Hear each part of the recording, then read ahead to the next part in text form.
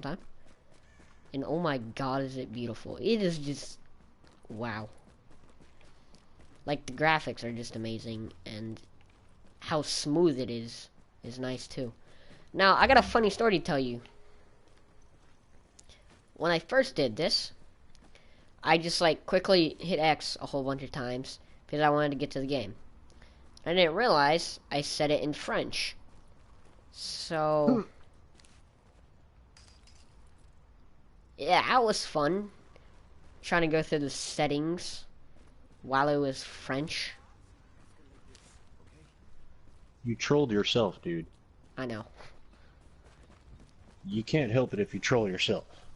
I know. I was just really excited. You know. Yeah. Yeah, see? That's what happens, man. Sometimes you rush it. Like, you ever do that with cooking? You ever cook something? I don't cook. My mom does that. Dude, everybody should know how to cook. I mean, you know. I know. I do know how to cook. I know how to make oatmeal and cereal and peanut butter jelly sandwiches and stuff. Ah, you're at cooking basics. Yeah. You ever seen that Master Chef Junior? Yeah. Yeah, yeah. Like, I'd I be the couldn't cook first to that go. good, I'd but be the I was first able to go. do. You'd be the first to go. You'd be like, I cooked grilled cheese, and then you'd have Gordon Ramsay shouting at you, "You donkey!" French toast. I got a flashbang. Right. Nice. Ooh, I'm already getting stuff. This is amazing. I can make ramen noodles too. They turn out. Dude, alright, how do you make them? Do you use a saucepan, or do you boil them in the microwave? I mean, alright. So let's say you got, you got one of those saucepans. You put the water in it. You put the noodles in it. Do you just put the sauce mix in and stir it up and have it as noodle soup? Just try not to shoot at anyone who's trying to help you. No. I just like I just put it in there and then I throw some bouillon cubes either right at the beginning or in the middle of it. Uh-huh. Well, try this sometime, right?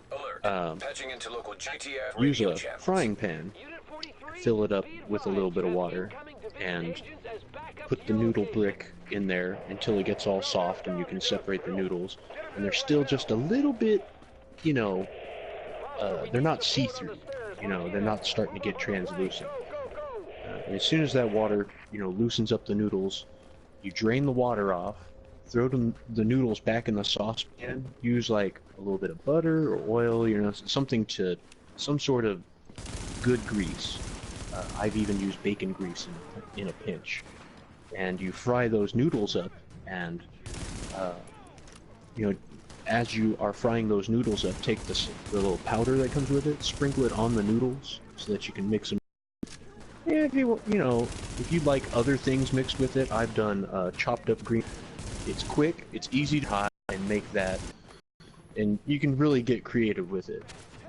Vary up the sauces, vary up the stuff. I've chopped up like thinly sliced carrots and cabbage before, and it's way better, to educate yourself a little bit and challenge yourself a little bit each time. Like, man, how can I make this more delicious for me? Like, forget everybody else, Once you start having the power to cook for yourself, dude, like, then you just, you'll start running into things like, I like this, but I want it to taste a little bit more like this. And so you'll start learning, like, the techniques. And yeah, it is a little bit of chore, but worth it. Like, dude, that's a skill you're gonna need until you die.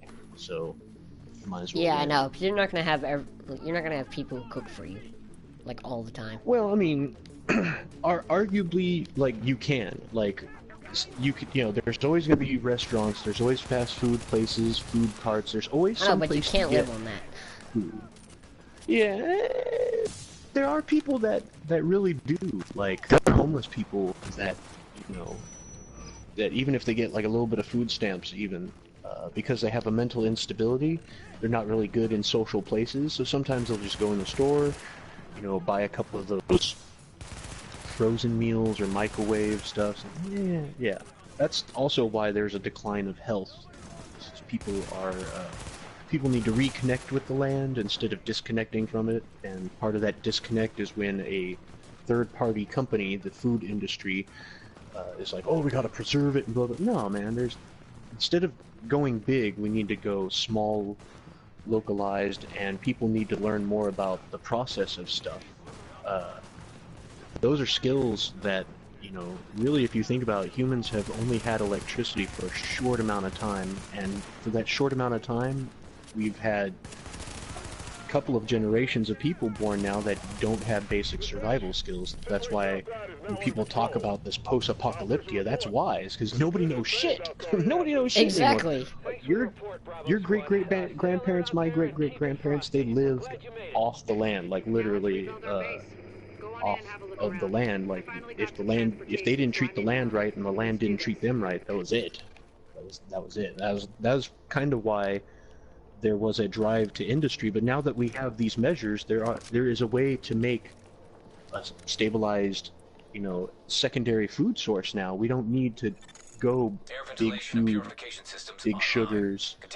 That's really what is kind of in control. Is if you do your studying on history, you see that first the first big powers in the corporate sector were the people that made the foods, that handled the fields as well, like big cereal, fruit companies, vegetable companies. But what happened was, because you can only sell so much fruit, you need to save and process some of that. What do? You turn it into juice, or you freeze it, or there's lots of different ways you can handle that extra. And to make it palatable, they add a little bit of sugar, a little bit of salt. So what eventually happened was, in order, because it's a profit-driven society instead of like a health-based society, or where they're not giving a crap about how healthy everything is. That's why there's soda, which is basically liquid sugar. Liquid sugar. They just care that they sell it.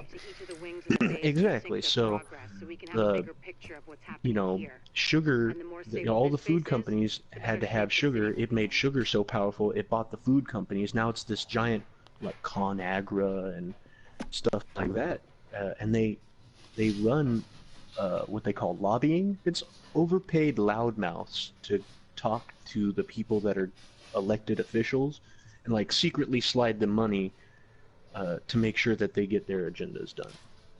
Tell me that doesn't sound like that's what that Bernie Sanders guy is trying to do, is like fix a lot of that corruption and stuff, because whenever there's a corruption in the government, the people suffer. And that's kind of what happened in Europe for a bit, and that's why they all had to kind of turn into the European unions, because their officials were not getting the job done. So yeah. But here in America, man, let me tell you, like, there's a lot of fun to be had, but there's also a lot of work to be done, and our nation was founded on the work hard, play hard, but nobody's looking at the what to work hard on. That's why you hear everybody talking about, job market this, job market that. I'm sure, just like me, you've looked around and been like, there's plenty of fucking shit to do. Why isn't anybody doing it? It's because the bottom line is money. Everybody's trying to watch their P's and Q's and not spend too much, but really awesome. There is lots to do. I live here near the coast, where in Oregon, where salmon spawning is a major concern. It's a huge food source all around the world, but if you only have a species that propagates in a certain section of the world, you need to protect it, and you need to do a lot about cleaning up the land.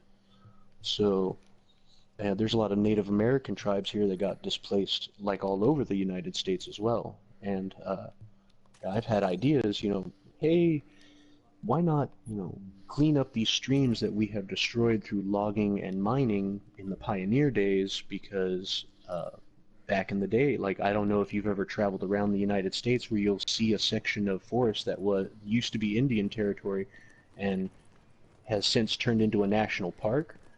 And you see, like, a well-groomed, you're like, man, did somebody plant this ancient times ago? And the bottom line is basically, when people live very close to the land and take care of it and nurture it, you see that it's very well tended. There's not a lot of scrub brush that makes these wildfires you see all over the West Coast. There's food everywhere. There's so many blackberries around here that they treat it like a nuisance and spray them instead of trying to cultivate and nurture patches of them for the local neighborhood to use. Yeah, that's It's stupid. ridiculous. That's like apple trees were all over the place in New York because of that old tale, Johnny Appleseed. Well, when they did a lot of road work and stuff, they chopped down a lot of these old apple trees, and now sometimes some of these seeds are lost. Like there's breeds of apples that you have never seen before in your life, but our grandparents, our generation, they lived off of them. They know the names of them. Things like quinces. Like quinces, it used to be a giant furry apple pear like thing, and that's, you know, Hey, not even heard bad of news. anymore around I'm here. not gonna be able to get out there. Not with my goddamn leg like this. So there's some really I'll do what I interesting can stuff, from here, you know. but it's not the same. You have no idea how much I Yeah. wanted to be in the field.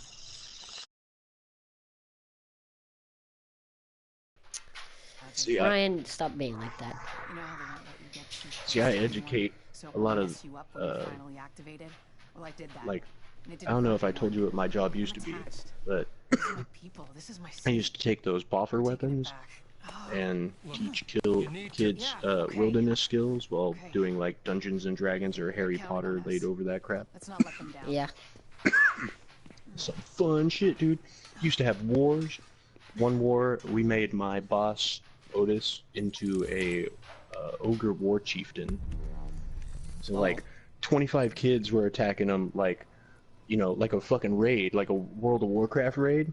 Oh, I And love he World of single-handedly, like, yeah, dude, he single-handedly, like, beat him down. Like, we built him this giant pole hammer, a lucerne hammer, and he's just sweeping kids off the ground, dude. They're, like, flying, like Lord of the Rings, like, blah, blah.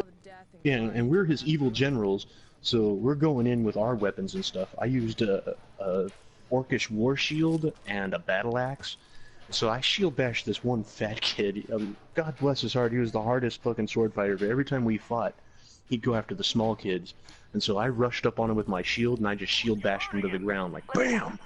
And he's looking at me all stunned. I'm all, get up, get up! And he gets up, and I'm like, okay, raw! You know, because he's so stunned, like, he got hit with such savagery, he thought, like, yo, you're getting killed, boy! The virologist who is Yeah. running the place. Find her, send her to the base, and clean up what's left. LARPing. Yeah, LARP. Dude, yeah, it's like LARP camping, but we teach wilderness survival skills. Like, there's a tree here in the northwest called the western hemlock, and we teach you how to identify what the tree looks like through a lot of different characteristics, but it has a lot of survival uses.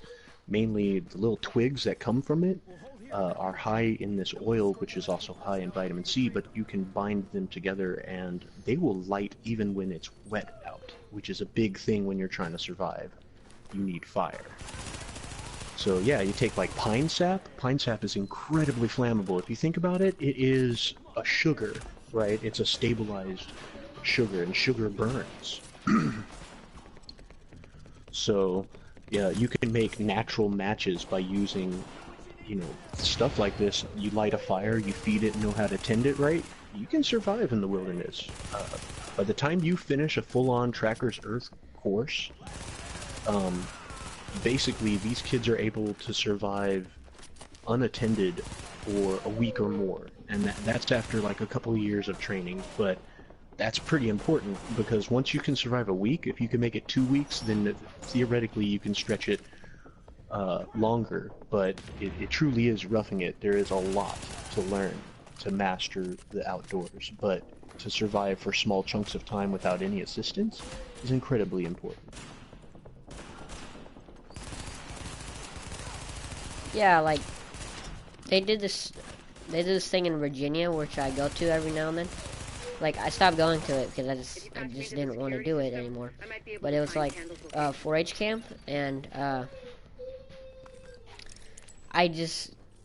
it basically like to teach you like life skills, like how to work a car, or like how to groom a horse or something, like how to take care of a horse or something. Yeah, everything, it was fun. every bit of knowledge an older person. I'm 37. I don't know how old y'all's is, but when I play video games, you know what I mean, you run into all the different age ranges. But I'm like when you're playing a war game, I'm like the dude up in the front, the point man, and I'm shouting back shit that I'm seeing to you guys, because who's gonna take a bullet first? Who's gonna die first? My generation is facing, you know, the oncoming wave of this world first, and so I figure if I can shout back to the previous generations, like, watch out for this shit, It looks like they've got then people you upstairs guys are in the much more restaurant. conscious and prepared of it, as long as you're serious and understanding that life can be fun, but life also has There's its a lot of these pains, its guys, so if you sadnesses, its use cover, angers, you like should be able to all the pick them range off of without leaving emotions that you yourself can a see, target. you will experience in all their depths, and you have to learn how to treat those situations. You know, do you lose control of yourself when you get angry, or do you maintain control of yourself and harness it for a much more creative purpose? I've learned how to, when I get extremely angry, I play my war games. But when I'm feeling kind of oppressed, and I want to create something, I do a creation game, Minecraft. Additional hostiles You know, detected. Yeah, stuff. stuff like that. Create. Yeah. So it's always good to learn, like, you guys, as a generation I've seen, have become a lot More better than the dependent on generation that I technology. grew So. up with. More dependent on technology, but let me tell you, like, my generation had a lot more bullies, a lot more stupid people than what I'm seeing coming from your generation, which has a lot more compassion and understanding about the Additional situations, as hostiles opposed to the detected. people, you know, you know what I'm saying? Like, I'm sure you do see a couple of those archetypes, but there were way more of them in my day and age, and there were a lot more of them in my parents' day and age. So that shows you that things are changing. That the pursuit of peace and intellectuality, that, you know, that whole Star Trek ideal, the Federation ideal, is something to strive for. And you guys are doing a great job, and you should not give up, because you have, you know. We can all do this together. We can all freaking change the world.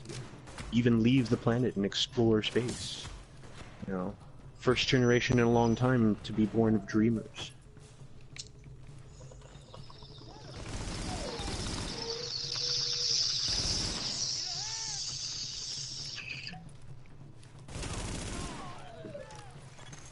Warning. Additional hostiles detected. How do I throw a grenade? God, I'm getting mad at this. Guten Leben. God bless it. You're shooting me. I don't like that. Oh, dang it.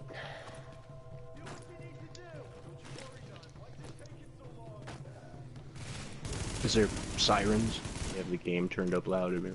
No, I haven't gone through my headset. Yeah, same here. I'm just trying to figure out how I can get a grenade to come out.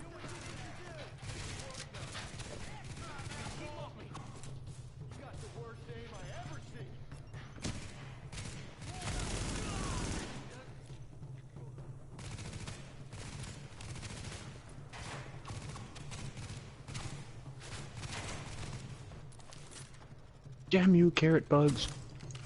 I'm playing Nom Nom Galaxy. Well, if you get a chance, you should download it, because it's pretty fun. It is free if you are a PlayStation